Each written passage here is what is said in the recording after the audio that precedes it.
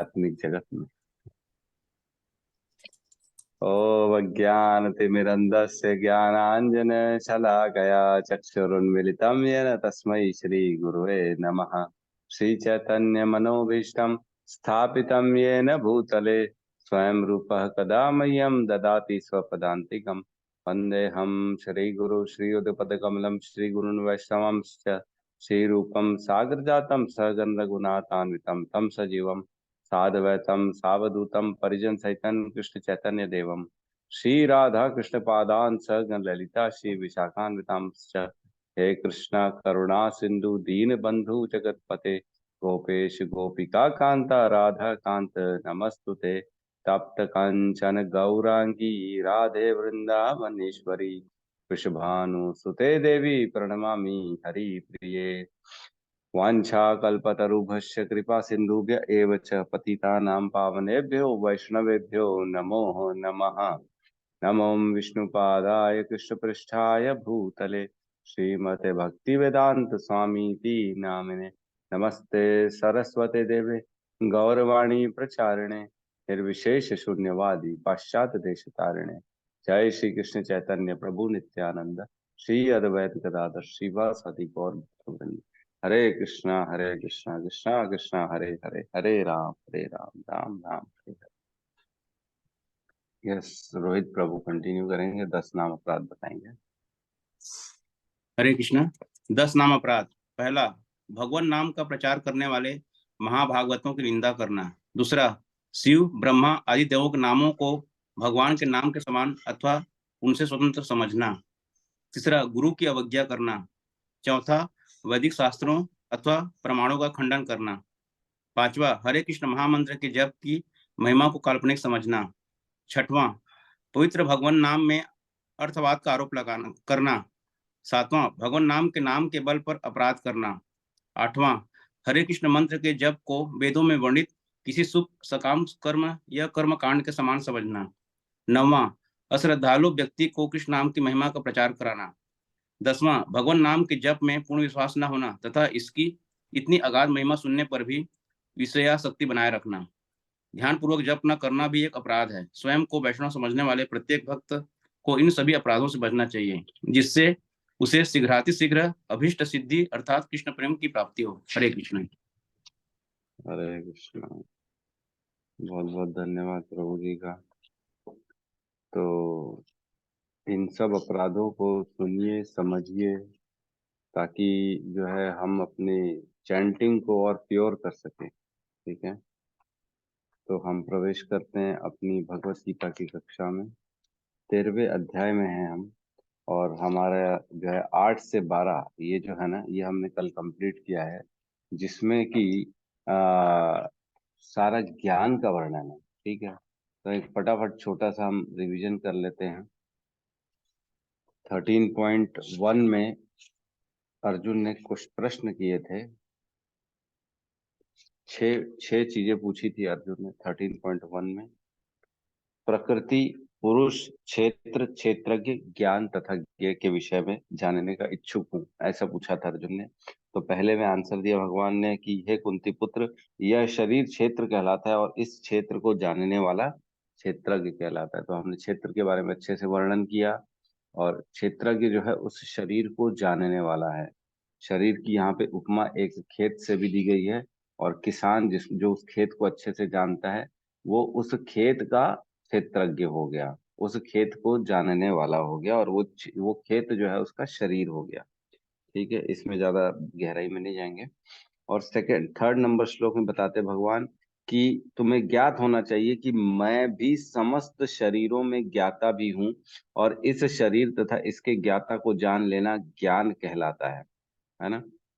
तो थर्ड श्लोक में भगवान ने बताया कि मैं सभी शरीरों का ज्ञाता हूँ। मतलब क्षेत्रज्ञ एक तो वन जो है आत्मा हो गई, जो उस शरीर को जानती है, और एक और क्षेत्रज्ञ हो गया जो परमात्मा हो गया, जो सभी क्षेत्रज्ञों को जानता है। हर किसी शरीर में आनंदमय जो कोश है जिसमें परमात्मा रहते हैं, वो क्षेत्रज्ञ 2 हो गया। और कहते हैं इस शरीर तथा इसके ज्ञाता को जान लेना ज्ञान कहलाता है। इस शरीर मतलब क्षेत्र और इसके ज्ञाता मतलब क्षेत्रज्ञ, इन दोनों का संबंध को जानना और इनको अलग अलग जानना, क्षेत्रज्ञ वन को जानना, क्षेत्रज्ञ टू को जानना, इन सबको ज्ञान कहा जाता है। ठीक है, ऐसा मेरा मत है, भगवान ने कहा था। फिर उसके बाद फोर्थ श्लोक में बताते हैं भगवान कि अब मैं तुमसे यह सब संक्षेप में मुझसे सुनो। क्या क्या सुनो? कर्म क्षेत्र क्या है ना, यह शरीर किस प्रकार बना है, यह शरीर किन पदार्थों से बना है, यह किसके नियंत्रण में कार्यशील है, और इसमें किस प्रकार का परिवर्तन होता है, यह परिवर्तन कहाँ से आता है, वो कौन से कारण है, और आत्मा का चरम लक्ष्य क्या है, और आत्मा का वास्तविक स्वरूप क्या है, और इसमें मनुष्य आत्मा तथा परमात्मा, उनके विभिन्न प्रभावों और उनकी शक्तियों आदि का अंतर को जानना। ठीक है, ये सब भगवान ने बताया कि मैं ये सब के बारे में तुम्हें बताऊंगा, इसके बारे में मुझसे सुनो। फिर पांचवें श्लोक में वर्णन करते हैं कि ऋषियों ने अलग अलग कार्यकलापों में क्षेत्र तथा उनके कार्यकलापों के ज्ञाता के ज्ञान का वर्णन किया। अलग अलग वैदिक ग्रंथों में ऋषियों ने भी इन सब चीजों को लिखा है। इसे विशेष रूप से वेदांत सूत्र में कार्य कारण के समस्त तर्क समेत प्रस्तुत किया गया है। तो हमने कॉज एंड इफेक्ट थ्योरी पढ़ा था कि हर चीज की कॉज एंड इफेक्ट थ्योरी के बारे में, कि कैसे हर चीज के पीछे कृष्ण ही है ना, पांचवें में। फिर छठवें और सातवें में क्षेत्र के वर्णन, क्षेत्र किस प्रकार बना है, किन तत्वों से बना है, 24 तत्वों का वर्णन किया गया है जिससे ये क्षेत्र बना है ना। कौन कौन से? पांच ज्ञान इंद्रियां, पांच कर्म इंद्रियां, पांच इंद्रियों के विषय, और पंच महाभूत, ये 20 हो गए जो तत्वों से बना है शरीर। उसके ऊपर मन बुद्धि अहंकार, ये 23 हो गए, और 24वां हो गया प्रधान। ठीक है, इन सब से ये सारा कुछ का निर्माण हुआ है, जो हमारे अलग अलग हमने पढ़ा था। अन्नमय, अन्नमय कोश, उसके नीचे आता है प्राणमय कोश, उसके नीचे आता है मनोमय कोश, उसके नीचे आता है विज्ञानमय कोश, उसके अंदर आता है आनंदमय कोश। इन पांच कोशों से ये चीजें बनी, और इनका जो तत्व है, तत्व, ये 24 तत्वों से ये सब कुछ का निर्माण हुआ है। फिर उसके बाद ज्ञान के बारे में बता रहे हैं भगवान, 8 से लेके 12 में जो 20 पॉइंट्स बताए जिसको ज्ञान घोषित करते हैं ना। तो हमने देखा भगवान ने क्षेत्र के बारे में बताया, क्षेत्रज्ञ वन के बारे में बताया, क्षेत्रज्ञ टू के बारे में बता दिया, और अब ज्ञान के बारे में भगवान बता रहे हैं 8 से लेके 12 में 20 पॉइंट्स, जिसपे हमने बहुत अच्छे से चर्चा की है, इसलिए हम उसमें प्रवेश नहीं करेंगे। अब हम पहुंचते हैं सीधा 13वां नंबर श्लोक में। अब यहाँ पे वर्णन आया है ज्ञेय का। ज्ञेय क्या होता है, किसी को मालूम है? ज्ञेय किसे कहते हैं?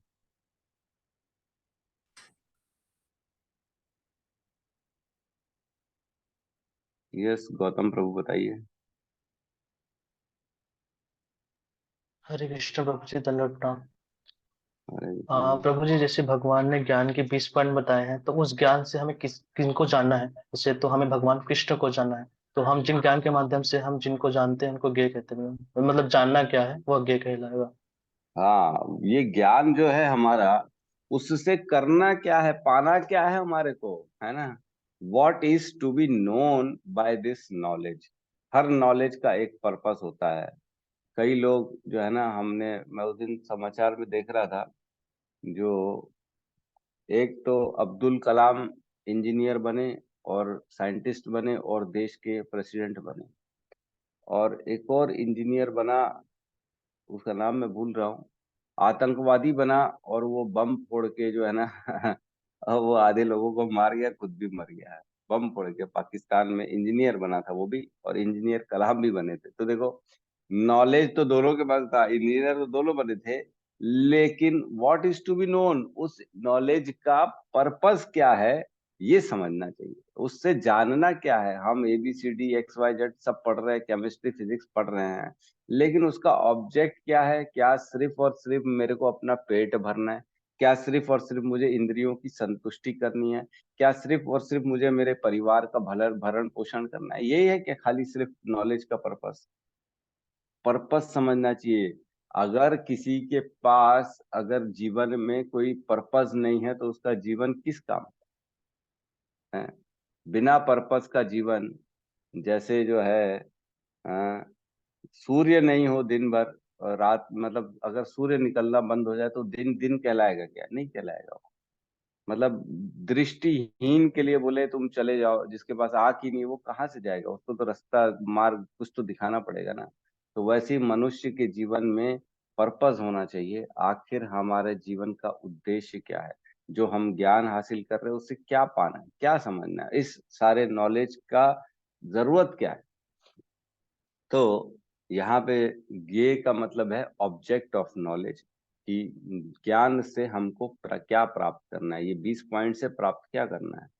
जब तक आप अगर गुरु के मार्गदर्शन में ये समझेंगे नहीं कि ये ज्ञान क्यों बताया जा रहा है, हम भटक जाएंगे। हमको नहीं समझ में आएगा कि ये ज्ञान का पर्पस क्या है, विनम्रता का पर्पस क्या है, दम्भहीनता का पर्पस क्या है, सहिष्णुता का पर्पस क्या है? क्यों सहे हम? आखिर क्या कारण है, हम क्यों सहे चुपचाप? कोई भी कुछ भी बोल रहा है तो सहन कर लो। अरे तो क्यों सहे भाई? कारण तो बताओ आप। ये कारण है कि आप जैसे जैसे सहन करोगे आपका हृदय निर्मल होगा, और आपके हृदय में जो अलग अलग पुराने पुराने संस्कारों की छाप छपी हुई है, जो अलग अलग हमारी वृत्तियां हैं, जो हमारे गंदी सोच है, जो हमको जड़ चेतन बनाती है, उन सबको साफ करेगी वो निर्मलता। आप धीरे धीरे धीरे धीरे जो आपके अंदर ईगो है, अहंकार है, आपकी वृत्तियां हैं, गंदे विचार हैं, वो सब धीरे धीरे खत्म होना चाहिए। इसलिए आपको ये ज्ञान की जरूरत है, और वो खत्म होंगे तो उसके बाद जाके फिर उजाला दिखेगा। जैसे बादल छट जाते हैं उसके बाद सारा सूर्य का जो है ना प्रकाश दिखता है, उसी प्रकार जब ये वृत्तियां चली जाएंगी, जब आप सतोगुण में स्थित हो जाओगे, तब भगवान का आप अनुभव करोगे, है ना। तब भगवान आपको समझ में आना चालू होंगे, अदरवाइज नहीं आएंगे। हम देखते हैं हमारे जीवन में बहुत से लोग ऐसे जो समझते नहीं है, उनको वो लगता है हम बेवकूफ हैं।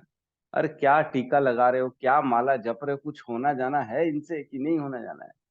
अरे काम करो। एक बार तो प्रभुपाद के ऊपर एलिगेशन लगा दिया था अमेरिका में कि ये जो अमेरिका के बच्चे हैं इनको जो है ना बेकाम कर दिया इन्होंने, कोई काम का नहीं रखा। बोले पढ़े लिखे लड़के जो काम करें, जो कुछ प्रोडक्टिव कर सकते हैं, हॉस्पिटल बना सकते हैं, डॉक्टर इंजीनियर जो है उनको काम करना चाहिए। आप उनको मंदिर में जो है ना प्रसाद वितरण में लगा रहे हो, ये कोई काम है? बोले इनसे तो देश की उन्नति होनी चाहिए, आप इनसे जो है ना फालतू के काम करा रहे हो।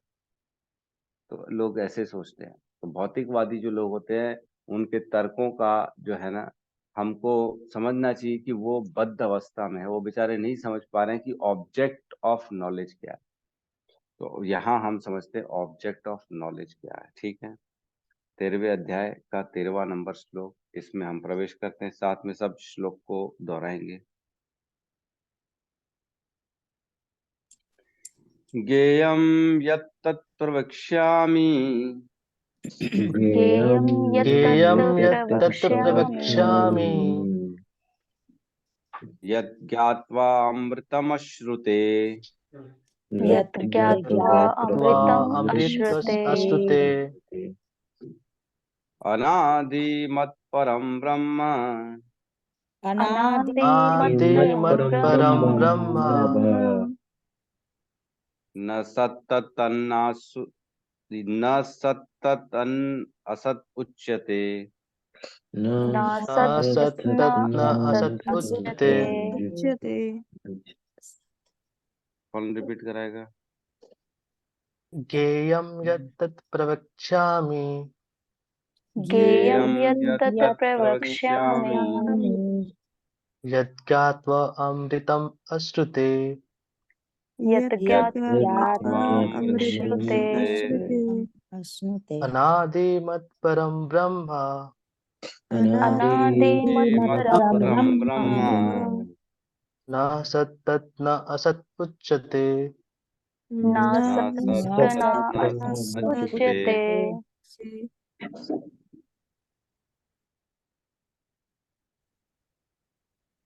कोई और स्टार्ट हो जाओ भाई फटाफट, समय का। ज्ञेयं यत् प्रवक्ष्यामि ज्ञेयं ज्ञेयं यत् यत्तत् प्रवक्ष्यामि प्रवक्ष्यामि यत् ज्ञात्वा अमृतम् अश्नुते यत् यत् ज्ञात्वा ज्ञात्वा अमृतम् अमृतम् अश्नुते अश्नुते अनादि मत परम ब्रह्मा अनादि मत मत परं ब्रह्म ब्रह्मा न सत्तत् न असत्युच्यते न सत्तत् न असत्युच्यते। असत्युच्यते। अनुवाद। मैं तुम्हें ज्ञेय के विषय में बतलाऊंगा जिसे जानकर तुम नित्य ब्रह्म का आस्वादन कर सकोगे। यह ब्रह्म या आत्मा जो अनादि है और मेरे अधीन है, इस भौतिक जगत के कार्य कारण से परे स्थित है ना। इसमें बता रहे हैं ज्ञेयम यत् तत् प्रवक्ष्यामि, है ना। ये जो ज्ञेय है इसके बारे में मैं बतलाऊंगा। ज्ञेयम ज्ञेयम यत् तत् प्रवक्ष्यामि यत् ज्ञात्वा अमृतम अश्नुते, जिसको सुनने के बाद अमृत जैसा तुम्हें आस्वादन करोगे। अमृत का जो है ना तुम चख लोगे जब मैं इसको तुमको बताऊंगा। और क्या कह रहे हैं, अनादिम मत परम ब्रह्म, अनादि काल से ये मेरे अधीन है। अनादिम मत परम ब्रह्म, ऐसी जो ब्रह्म है वो अनादि काल से मेरे अधीन है। मत परम है ना। और न सत न असत उच्यते, इसका ना तो कोई कारण है और ना ही कोई वो है, ना कारण है। मतलब कार्य कार्य और कारण दोनों इसका जो है ना है। ये ब्रह्म का ना तो कोई कारण है ना कार्य है इसका। इसके बारे में तुम मुझसे अब सुनो। तो जो ब्रह्म है इस श्लोक में हम देखेंगे तो ब्रह्म कहा गया है, आत्मा नहीं कही गई। ब्रह्म का मतलब हम जानते हैं आत्मा भी होती है और परमात्मा भी होता है और प्रकृति भी होती है ब्रह्म का मतलब। तो इस श्लोक में ब्रह्म का मतलब आत्मा लिया गया है ना। हर श्लोक में अलग अलग मीनिंग लिया जाता है ब्रह्म का। ठीक है। ब्रह्म हमने पढ़ा था 8वें श्लोक में। ब्रह्म क्या है तो भगवान ने आंसर दिया था, जो अविनाशी है वो ब्रह्म है। मेरे ख्याल से 8.02 में बताया गया था ना। सबसे पहला पहला तो यही था। अविनाशी तो आत्मा भी है और परमात्मा भी है, तो ब्रह्म किसे मानेंगे हम।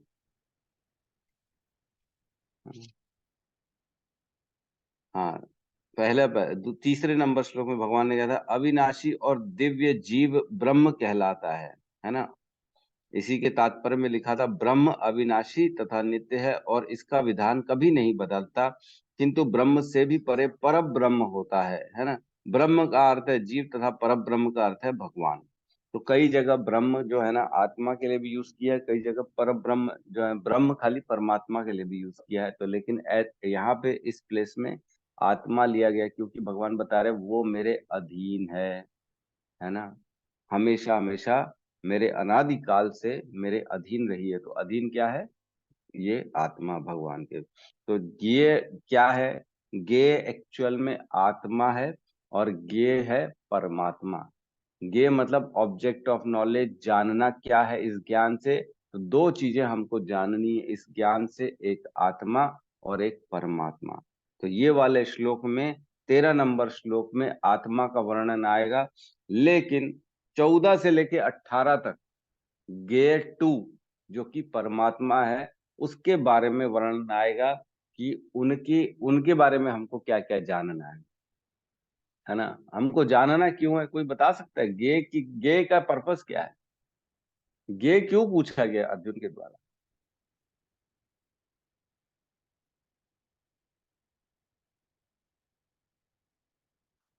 क्यों जानना है, तो इजी है, मैं बता रहा हूँ। आपने पढ़ा होगा 4.09, चौथा अध्याय का 9वां श्लोक, जिसमें कहते हैं भगवान जन्म कर्म च मे दिव्यम एवं यो वेति तत्वतः त्यक्त्वा देहम पुनर्जन्म नेति ममेति सो अर्जुना। मतलब जो मेरे जन्म कर्म को जानता है और जो इसके संबंध में ज्ञान रखता है, त्वक्ता ऐसे उसको तत्व से जो जानता है उसका दोबारा इस संसार में जन्म नहीं होता। ठीक है। तो मतलब हमको भगवान के जन्म कर्म के बारे में जानना है ना। ठीक है। और एक और श्लोक आता है 12.7, है ना। इसमें क्या कहते हैं भगवान, तेषाम अहम समुद्धार्थम मृत्यु संसार सागरात भवामि न चिरा पार्थ मयि आवेश चेतसाम। अपने चित्त को मुझ में स्थित करके निरंतर मेरा ध्यान करो, उनके लिए हे पार्थ मैं जन्म मृत्यु के सागर से शीघ्र ही उद्धार करने वाला हूं। तो कहाँ हमको हमारे चित्त को लगाना है? भगवान में। तो भगवान के बारे में जब तक हम जानेंगे नहीं, तब तक हमको हम कैसे इस संसार को पार कैसे करेंगे, है ना? तो जब तक हम इस ज्ञेय को नहीं जानेंगे, तत्वों को नहीं जानेंगे, तब तक हम इन संसार से, जो भगवान गीता समझा रहे हैं अर्जुन को, तुम इसको समझो, इसको समझो, मुझे समझो, आत्मा को समझो, इस ब्रह्म को समझो, तब तो जाके तुम जो है इस संसार से पार पा सकोगे, नहीं तो नहीं पार पा सकोगे। तो इसलिए ज्ञेय की जरूरत है। और ज्ञेय है, एक है आत्मा और एक है दूसरा परमात्मा। मतलब एक ब्रह्म आत्मा और एक पर ब्रह्म परमात्मा। इन दोनों के बारे में हमको जानना है इस ज्ञान के द्वारा। तो मैं फिर से बता रहा हूँ, एक ही श्लोक है जिसमें आत्मा का वर्णन है, बाकी 14 से लेके 18 तक सिर्फ परमात्मा के बारे में चर्चा होगी। क्योंकि आत्मा जो है ना वो अधीन है परमात्मा के। कंट्रोलर तो दोनों हैं शरीर के, लेकिन एक जो कंट्रोलर है आत्मा, वो छोटा कंट्रोलर है, एकदम छोटा सा कंट्रोलर है। और परमात्मा बहुत बड़ा कंट्रोलर है। जैसे एक सर्वर होता है, मेन सर्वर कंप्यूटर का, है ना? जैसे सपोज करो रेलवे की टिकट होती है ना? रेलवे की टिकट होती है, तो रेलवे की इतने सारे काउंटर होते हैं, इतने सारे काउंटर जिसकी कोई हद नहीं। पूरे शहरों में, पूरे पूरे प्रदेश में, पूरे देश भर में अलग अलग काउंटर से आप कहीं से भी किसी की भी टिकट ले सकते हो। तो उनका एक होता है मेन सर्वर, एक होता है सबसे बड़ा सर्वर, जो कहीं पे भी होगा, बड़ी राजधानी दिल्ली, बम्बई, कहीं पे भी हो सकता है। और उसके बाद उसके अलग अलग अलग अलग अलग अलग बहुत सारी शाखाएं होंगी। तो उन शाखाओं में भी कंट्रोलिंग का पावर रहता है ना? वहां पे भी उस कंप्यूटर से भी आपको थोड़ा बहुत कंट्रोल मिल सकता है, लेकिन मेन कंट्रोल तो सर्वर के हाथ में है। वो चाहेगा तो आपकी टिकट कंफर्म होगी, वो नहीं चाहेगा तो नहीं होगी। लेकिन यहाँ से भी आपको इस कंप्यूटर को भी तो चाहना जरूरी है ना कि टिकट बननी है कि नहीं बननी है। ये भी कंप्यूटर भी नहीं चाहेगा तो भी टिकट नहीं बनेगी, है ना? तो बेसिकली बड़ा सर्वर जो हो गया, सबसे बड़ा, वो परमात्मा हो गया। और छोटे छोटे छोटे छोटे ऐसे आउटलेट हो गए, छोटे छोटे कंप्यूटर जहां से टिकट बन रही है, वो आत्मा हो गया। तो वो जो छोटे छोटे टिकट वाले कंप्यूटर है, वो सिर्फ और सिर्फ अपने कंप्यूटर की नॉलेज रखेंगे, उस कंप्यूटर में क्या प्रॉब्लम है, क्या आ रहा है, क्या नहीं आ रहा है, दूसरे कंप्यूटर से उनको लेना देना नहीं है। उसी प्रकार परमात्मा भी जो है ना, सब कंप्यूटर के बारे में जानते हैं, और आत्मा सिर्फ अपने शरीर के बारे में जानता है। मतलब परमात्मा सारे शरीरों के बारे में जानता है और आत्मा अपने शरीर के बारे में जानता है। तो छोटा कंट्रोलर, बड़ा कंट्रोलर। ठीक है, तात्पर्य में प्रवेश करते हैं। तात्पर्य भाई शील प्रभुपाद की जय। भगवान ने क्षेत्र तथा क्षेत्रज्ञ की व्याख्या की। उन्होंने क्षेत्रज्ञ को जानने की विधि की भी व्याख्या की। मतलब ज्ञान जो 13.8 से लेके 12 तक हमने पॉइंट्स पढ़े, वो वही विधि बता रहे हैं। अब वे ज्ञेय के विषय में बता रहे हैं। जानने की विधि भी व्याख्या की, विधि उसमें व्याख्या की। अब जो है ना, ज्ञेय के विषय में बता रहे हैं। पहले आत्मा के विषय में, फिर परमात्मा के विषय में, है ना? अब ये श्लोक में आत्मा, फिर आगे परमात्मा। ज्ञाता अर्थात आत्मा तथा परमात्मा दोनों ही के ज्ञान से मनुष्य जीवन अमृत का आस्वादन कर सकता है। तो जैसे कि श्लोक में कहा कि इसको जान लेने पर तुम अमृत का आस्वादन करोगे, तो आत्मा और परमात्मा दोनों के ज्ञान को प्राप्त करके मनुष्य अमृत का आस्वादन करता है। उसको जो है ना, अमृत का आस्वादन क्यों कहते हैं? अमृत मतलब अमृत, जो कभी मरता नहीं है। तो इस ज्ञान से, इस ज्ञान के नॉलेज आपको जब मिल जाएगा तो अमृत हो जाओगे। ये ज्ञान कभी मरेगा नहीं। क्यों नहीं मरेगा? क्योंकि ये आध्यात्म है। हमने पढ़ा था, नेह अभिकर्मणाशु अस्ति प्रत्यवायो न विद्यते सुअल्पमसि कर्मस्य त्रायते महतो भयात्। इस क्षेत्र में थोड़ी सी भी प्रगति जो है ना, कभी नाश नहीं होती। ये अगले जन्म तक, आने वाले जन्मों जन्मों तक आपके साथ हमेशा फिक्स डिपॉजिट हो जाती है। फिक्स डिपॉजिट हो जाएगा, कभी खत्म नहीं होगा ये ज्ञान। तो अमृत हो जाएगा, ये कभी भी मरेगा नहीं। और आपको भगवान के चरणों के प्रति ले जाने के लिए हर जन्म में ये ज्ञान आपको प्रेरित करेगा कि अब तो भगवान में बढ़े, अब तो और आगे बढ़े, अब तो और आगे बढ़े। ठीक है। जैसे कि द्वितीय अध्याय में कहा गया है जीव नित्य है ना, जीव अविनाशी, हमने पढ़ा इसका बहुत बार। इसकी इसकी भी यही यहाँ पुष्टि हुई है। जीव के उत्पन्न होने की कोई निश्चित तिथि नहीं है, ना ही कोई परमेश्वर से जीवात्मा के प्राकट्य का इतिहास बता सकता है, अतः वह अनादि है। इसकी पुष्टि वैदिक साहित्य से होती है। कठोपनिषद में वर्णन आता है 1.2.18, ये श्लोक है। इसमें एक्चुअल में जो है ना, ये श्लोक आप यहाँ पे तो सिर्फ एक ही लाइन दिया है, मैंने पूरा निकाला है, लेकिन आपको जान के आश्चर्य होगा कि ये कठोपनिषद का श्लोक और हमारे भगवत गीता का एक श्लोक है 2.20, जो कि एकदम सेम है, बस 2 शब्दों का अंतर। तो मैं एक बार कठोपनिषद 1.2.18 पढ़ रहा हूँ। इसमें लिखा है, न जायते म्रियते वा विपश्चित, विपश्चित है ना, नायम कुतश्चिन भवुः कश्चित, अजो नित्यम शाश्वतो अयम पुराणो न हन्यते हन्यमाने शरीरे। अब आप खोलेंगे 2.20, श्लोक नंबर 2.20।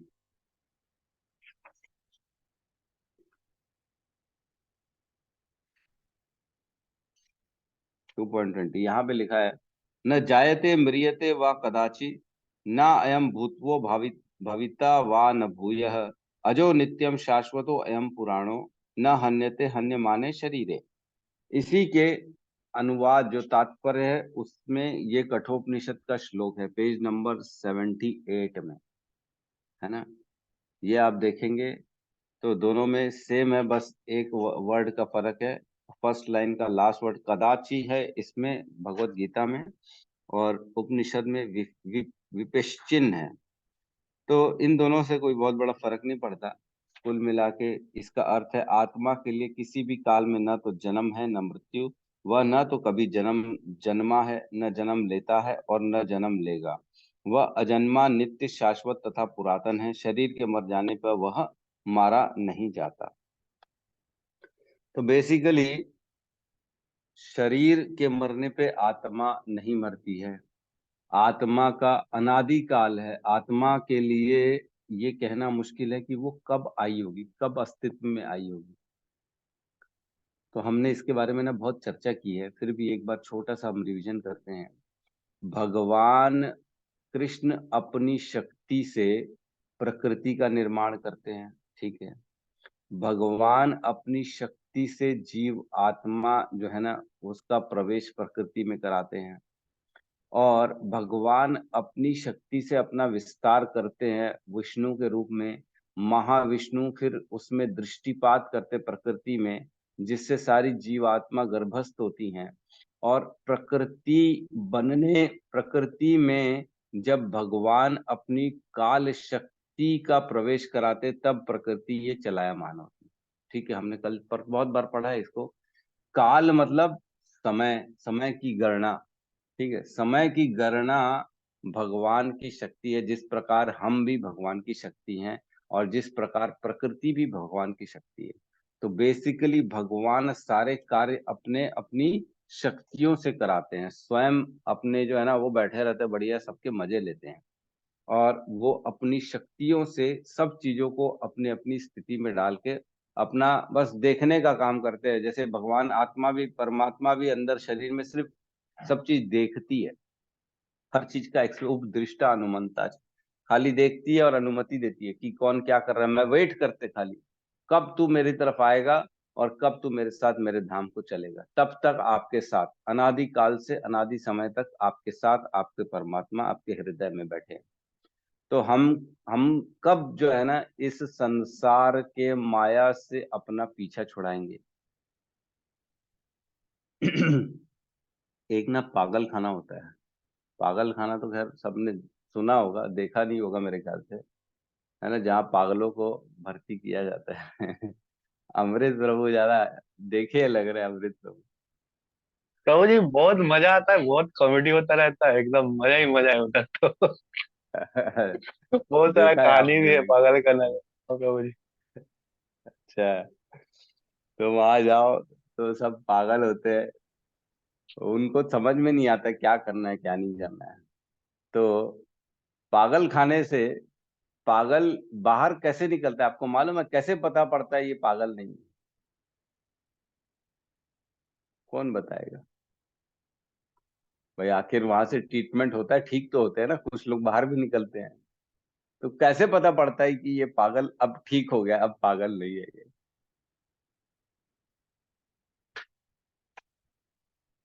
बताइए, कुछ तो विवेक कीजिए, कुछ तो विचार कीजिए। हाँ प्रभु जी, उनकी बुद्धि का कुछ परीक्षा लेते होंगे, मतलब उनका कुछ ऐसा बना होगा कि अलग अलग स्टेज या पड़ाव होगा कि ये अगर पार कर देंगे तो इससे पता चल जाए कि हाँ वे पागल नहीं है। हाँ एकदम सही कह रहे हैं, लेकिन वही तो जानना चाह रहे हैं कि परीक्षा किस टाइप की परीक्षा होती होगी भाई, कि कैसे पता पड़े, यही तो पूछ रहे कि कैसे पता पड़ेगा ये पागल नहीं है। तो ऐसे दो तीन चीजें हैं, ऐसा एक नहीं है, काफी सारी चीजें हैं जिससे इनको पता पड़ जाता है कि ये पागल नहीं है।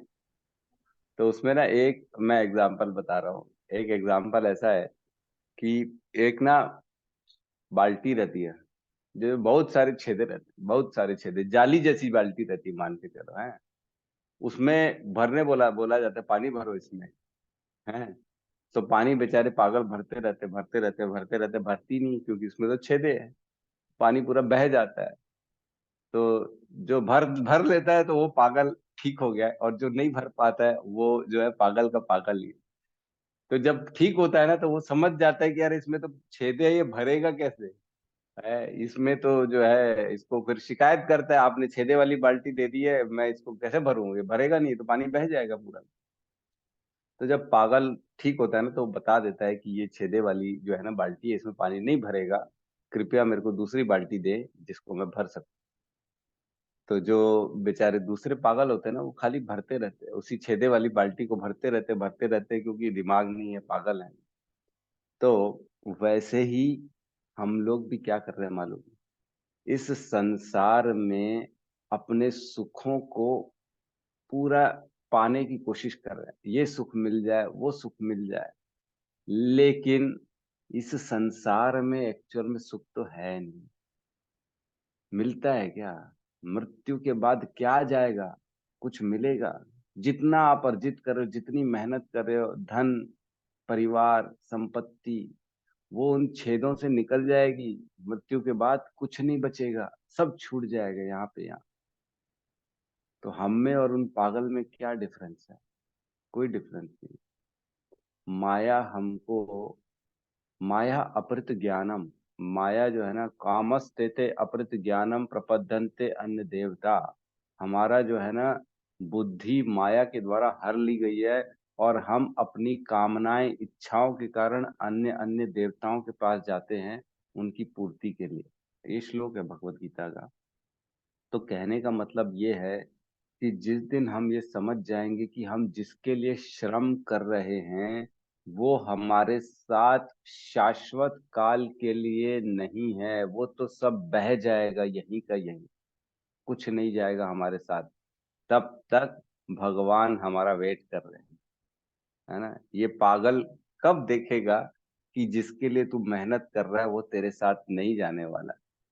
हमारा भी तो यही हाल है ना, हम भी तो मेहनत कर रहे हैं, लेकिन ये नहीं करते कि भगवान ये सब तो यही छूट जाएगा, मेरे को ऐसी चीज दो जो हमेशा मेरे साथ रहे, बाल्टी ऐसी दो जिसमें मैं भरूं तो कभी खत्म ना हो। और वो क्या है?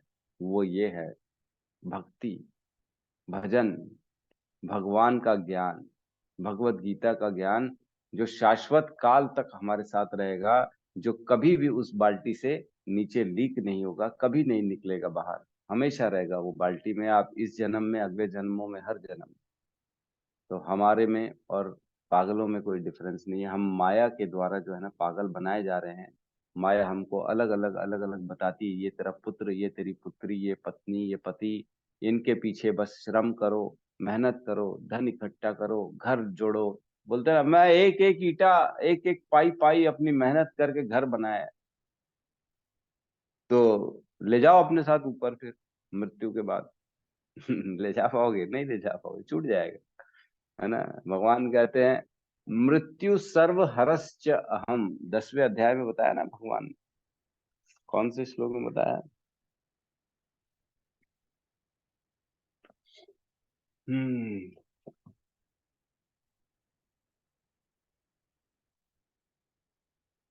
हाँ, 10.34 में भगवान बताते हैं मृत्यु सर्व हरश्च अहम उद्वश्च भविष्यताम कीर्ति श्रीवाक च नारीणाम स्मृति मेधा धृति क्षमा। है ना, मृत्यु सर्व हरश्च हम, मैं सब चीज मृत्यु के रूप में हर लूंगा। कुछ भी नहीं ले जा सकोगे अपने साथ, सब चीज छोड़ना पड़ेगा। इसलिए भगवान का नाम है हरि, हरने वाला हरि। सब चीज हर लेते हैं प्रभु। तो जिनके लिए हम मेहनत कर रहे हैं वो सब छूट जाएगा। तो समझना चाहिए ऐसी चीज के लिए श्रम करें जो शाश्वत रहे। इसीलिए तो हमारे जो है ना प्रहलाद महाराज कहते हैं ना कि कौमरम आचरित प्रज्ञा धर्मान भागवत निहि सुदुर्लभ मनुष्य जन्मम तदि तदपि ध्रुवम अर्थदम। ऐसे काम में लगो कौमरम से, कौमर की अवस्था से ऐसे काम में लगो, धर्मान भागवत नहीं, ऐसे भागवत के ज्ञान में, ऐसे भागवत के धर्म में लगो जो शाश्वत काल तक आपके साथ रहे। क्योंकि ये जन्म तो सुदुर्लभ है, दुर्लभ मनुष्य जन्मम, लेकिन इस जन्म के माध्यम से आप जो है ना तदपि ध्रुवम अर्थदम, इस अर्थ को स्थापित कर सकते हो, इसका अर्थ निकाल सकते हो, मतलब इसको प्रोडक्टिव कुछ कर सकते हो इस जीवन से। प्रोडक्टिव कैसे करेंगे? जब वो बाल्टी भर देंगे, बिना छेदे वाली बाल्टी भर देंगे, तब मान के चलेंगे हम वाकई में कुछ काम करके गए हैं। नहीं तो वही है, बाल्टी भरेंगे और खाली हो जाएगी बाल्टी, फिर से बह जाएगा सबका सब। ठीक है। तो इसमें कठोपनिषद में कहते हैं कि शरीर का, आगे कहते हैं शरीर का ज्ञाता न तो कभी उत्पन्न होता है न मरता है, वह ज्ञान से पूर्ण होता है। ठीक है। शरीर का ज्ञाता मतलब आत्मा। आगे कहते हैं वैदिक साहित्य में श्वेताश्वर उपनिषद 6.16 में भी परमेश्वर को परमात्मा रूप में प्रधान क्षेत्रज्ञ पतिर्गुणेश, शरीर का मुख्य ज्ञाता तथा प्रकृति के गुणों का स्वामी कहा गया है। ये किसको कहा गया है? परमात्मा को कहा गया है ना। वो भी क्षेत्रज्ञ है और आत्मा भी क्षेत्रज्ञ है। स्मृति वचन वचन है दास भूतवो हरेर हरेर्व न्या अन्य यस्येव कदाचन, जीवात्माएं सदा भगवान की सेवा में लगी रहती हैं। ये पद्म पुराण का श्लोक है। इसमें कह रहे हैं कि जो है ना दास भूतो, दास है कौन? भूतो मतलब कई बार हमने देखा हमको जीवात्माओं को भूत कहा गया ना, का दास भूतो हरेर न अन्य अन्यस्य एव, सिर्फ हरेर एव न अन्यस्य, किसी और का नहीं, सिर्फ भगवान हरि का कदाचन वो दास है। कदाचन मतलब इसमें कोई संशय नहीं है कि हम भगवान के दास हैं। इसकी पुष्टि भगवान चैतन्य ने अपने उपदेशों में भी की है। अतएव इस श्लोक में ब्रह्म का जो वर्णन है वह आत्मा का है। और जब ब्रह्म शब्द जीवात्मा के लिए व्यवहृत होता है तो यह समझना चाहिए कि वह आनंद ब्रह्म न होकर विज्ञान ब्रह्म है। तो आनंद ब्रह्म और विज्ञान ब्रह्म का मतलब समझ में आ रहा है कि नहीं है? ब्रह्म, आनंद ब्रह्म और विज्ञान ब्रह्म। हमने पढ़ा है विज्ञानमय कोश और आनंदमय कोश। विज्ञानमय कोश किससे बनता है? आत्मा से बनता है। और आनंदमय कोश किससे बनता है? परमात्मा से बनता है। तो आनंद ब्रह्म और विज्ञान ब्रह्म क्या हुआ? विज्ञान के साथ ब्रह्म जुड़ गया तो कौन हो गया? वो आत्मा के लिए वर्णित हो रहा है। और आनंद ब्रह्म से अगर ब्रह्म जुड़ गया तो वो किसके लिए वर्णित हो रहा है? परमात्मा के लिए हो रहा है। ठीक है। तो इसमें कंफ्यूजन नहीं रखेंगे। आनंद ब्रह्म ही पर ब्रह्म भगवान है। क्योंकि हमने पढ़ा है आनंदमय कोश में क्या रहता है? परमात्मा रहते हैं, हमने पढ़ा है ये चीज। इसीलिए वो पर ब्रह्म भी कहलाता है। ब्रह्म को आत्मा भी कहते हैं, परमात्मा की भी कहते हैं, लेकिन पर ब्रह्म को सिर्फ परमात्मा कहते हैं। ठीक है। तो अपन पढ़ते हैं, एक श्लोक आता है चैतन्य चरितामृत में 20.108, है ना। उसमें कहते हैं,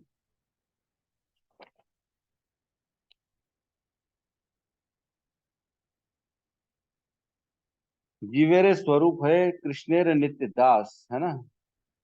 तो जीव का जो स्वरूप है वो हमेशा हमेशा कृष्ण का दास है, अनादि काल से कृष्ण का दास है वो, है ना। श्लोक दिख रहा है ना।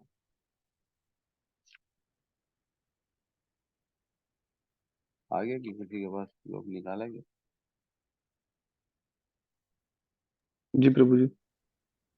हाँ, चैतन्य चरितामृत मध्य लीला 20.108 मैं निकाल के रखा था श्लोक। हाँ, जीवेरे स्वरूप है कृष्णेर नित्य दास, कृष्णेर तटस्था शक्ति भेदा भेद प्रकाश। मतलब जीव का स्वरूप यही है कि वो हमेशा हमेशा अनादिकाल से कृष्ण का नित्य, कृष्णेर नित्य दास, कृष्णेर तटस्था शक्ति, भगवान की हम जो है ना जीव तटस्था शक्ति हैं। भेदा भेद प्रकाश, जब ये सारे भेद खुल जाते हैं तब उस प्रकाश से हमको ये ज्ञान मिलता है, समझ में आता है कि हम भी भगवान की शक्ति हैं, हम भी आत्मा है, भगवान भी परमात्मा है, लेकिन हम उनके सेवक है। यही भेद करना है हमको। कई लोग बोलते हैं अहम ब्रह्मास्मि, मैं ही भगवान हूँ, मैं ही भगवान में जुड़ जाऊंगा, मैं भी भगवान बन जाऊंगा। लोग ये भी समझते कई लोग। तो इन सब चीजों से हमको अलग ये ज्ञान निकालना है कि हम भगवान की सेवा में हमेशा तत्पर रहते हैं। तो इसमें ना एक्चुअल में एक ब्राह्मण की 8 क्वालिटीज का वर्णन है। आप चाहें तो नोट कर सकते हैं। हमने पहले भी चर्चा की है कि आत्मा के जो है ना 8 जो है गुण होते हैं आत्मा के, वो इसमें नहीं लिखा है लेकिन दूसरे रेफरेंसेस में लिखा हुआ है। तो 8 गुण क्या होते हैं भगवान आत्मा के? आत्मा होती है पाप रहित होती है, आत्मा जो है ना जरा रहित होती है, उसको कभी भी काल से परे रहती है। जरा से परे मतलब काल से परे रहती है, उसके ऊपर काल शक्ति का प्रभाव नहीं पड़ता। मृत्यु से रहित रहती है आत्मा, तीसरा। चौथा, शोक से परे रहती है, उसको कोई दुख शोक आत्मा को एक्चुअल में नहीं होता। भूख से रहित रहती है ना। और प्रयास प्यास से रहित रहती है, आत्मा को कोई भूख और प्यास नहीं लगती है। और आत्मा जो होती है ना वो सत्य संकल्प रहती है, वो खाली उसकी इच्छा रहती है भगवान की सेवा करना, है ना। जीवेरे स्वरूप है कृष्णेर नित्यदास, है ना। और लास्ट है सत्य कामी होती है, उसका सिर्फ एक्चुअल में एक ही पर्पस है, और वो भगवान की जब सेवा करती है तब उसको तुष्टि मिल जाती है ना। बाकी सब चीजों एक्चुअल में क्या होता है, जैसे आत्मा प्रवेश करती है शरीर में, तो ये सारी आत्मा की क्वालिटीज होती हैं। जब ये चेतना वो मन बुद्धि अहंकार के माध्यम से हमारा इस संसार में आता है, तो मन बुद्धि अहंकार मिल के उस चेतना को संसार में ढूंढते हैं कि सुख कहाँ है और कहाँ मैं सेवा करूं, कैसे मैं अपना ये जो है ना अपनी जो आत्मा की जो गुण है उसको फुलफिल करूं। तो पूरे संसार में भ्रमण करते हैं और ढूंढते हैं कहाँ सुख है, सुख के पीछे भगते हैं। उनको लगता है शायद मेरा जन्म का उद्देश्य यही है, सुखी होना। तो जैसे जैसे भ्रम होता है, लोग समझ नहीं पाते हैं, दुख होता है, परेशानी होती है, तो कभी किसी के पास जाते सेवा करने प्यार करने के लिए, कभी किसी के पास जाते सेवा प्यार करने के लिए। फिर कुछ नहीं मिलता तो कुत्ते की सेवा प्यार करते हैं, कुछ लोग राष्ट्र की सेवा प्यार करते हैं, कुछ लोग बड़ों की पूर्वजों की करते हैं, कुछ लोग समाज की करते हैं, कुछ लोग जंगल की करते हैं, कुछ लोग नदियों की करते हैं। लेकिन ये सेवा करना मूल गुण किसका है? ये आत्मा का है। आत्मा से हमको ये गुण मिला, लेकिन हमको इस शरीर में अज्ञान के कारण हम इस संसार में उसको ढूंढ रहे हैं। लेकिन जैसे ही वो हम भगवान की तरफ उन सेवा और प्रेम को मोड़ लेंगे, तब हम एक्चुअल में हमारे आत्मा का जो उद्देश्य है उसको प्राप्त करेंगे, और फिर हमको शाश्वत शांति मिल जाएगी, फिर आनंद का अनुभव करेंगे। ठीक है। तो यहाँ किसी का कोई अगर प्रश्न है तो हम ले सकते हैं।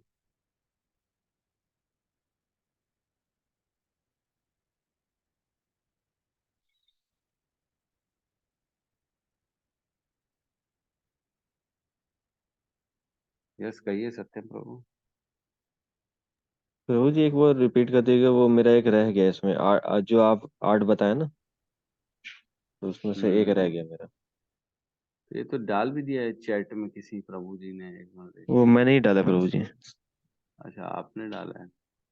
पाप रहित है ना, काल से परे है, मतलब जरा रहित है ना, मृत्यु रहित है, ठीक है, एकदम सही है। दुखों से परे है, शोक नहीं होता उसको कोई भी, भूख नहीं लगती उसको, प्यास नहीं लगती, और आखिरी है, मतलब आखिरी के दो हैं, सत्य संकल्प है, जो भगवान मतलब आत्मा की जो होती है ना, वो इच्छा होती है कि मैं भगवान की सेवा करूं, और सत्य कामी है, लास्ट है, उसकी उस कामना को पूर्ण कब होता है वो, जब वो भगवान की शरण में जाती है, तब वो सत्य कामी उसकी पूर्ण होती है, ये गुण। ठीक है, ठीक है। सत्य संकल्प, सत्य कामी, सब तो लिखा है ना आपने, हाँ दो वो, 4 ठीक तो लिखा है आपने। हाँ वो प्यास वाला रह गया था हम्म, ठीक है।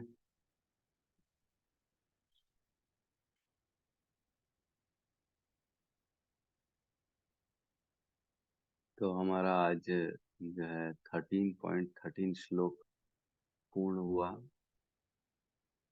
आशा करता हूँ सबको गे 1 समझ में आया होगा। गे में भी 2 गे हो गए, जैसे क्षेत्र 1 हो गया, क्षेत्रज्ञ में भी 2 हो गए, आत्मा और परमात्मा, ठीक है, और गे में भी 2 हो गए, आत्मा और परमात्मा। तो ये डाउट ना रखें कि ये क्या है, क्षेत्र में भी दोनों, क्षेत्रज्ञ मतलब क्षेत्रज्ञ में भी दोनों, और गे में भी दोनों सेम टू सेम, तो ये दोनों क्लैश तो नहीं होंगे? नहीं, क्लैश नहीं होंगे, क्योंकि वहां पे क्षेत्रज्ञ मतलब उस क्षेत्र को जानने वाला, और यहाँ ज्ञेय मतलब इस ज्ञान के माध्यम से हमको इनको जानना है ना। आत्मा का तत्व समझना है, परमात्मा का तत्व समझना है यहाँ पे, और वहां पे ये समझना था कि क्षेत्रज्ञ में जो आत्मा है वो किस प्रकार क्षेत्र का कंट्रोल करती है, और क्षेत्रज्ञ टू परमात्मा जो है ना, वो किस प्रकार सारे क्षेत्रों का कंट्रोल करता है। ठीक है, तो ये थोड़ा सा टिपिकल है 13वां अध्याय, थोड़ा सा समय देंगे, पढ़ेंगे तो समझ में आ जाएगा, कोई बड़ी मुश्किल बात नहीं है। ठीक है, तो हम क्लास को क्लोज करते हैं। बहुत बहुत धन्यवाद सबका, और सब मिलके हरे कृष्ण महामंत्र का जाप कर लेते हैं। हरे हरे कृष्णा कृष्णा हरे हरे कृष्णा कृष्णा कृष्ण हरे हरे कृष्णा हरे, कृष्ण हरे हरे हरे राम हरे हरे राम, राम हरे राम हरे राम राम हरे राम, राम हरे। राम राम राम, हरे हरे हरे। हरे। सभी भक्त वृंद सभी की भक्त जय। वृंद की जय। जय। जगत गुरु शील तो श्रील प्रभुपाद की प्रभुपाद जय। की जय जय। निताई गए प्रेमानंदे। हरि हरि हरि हरि बोल। बोल। हरि हरि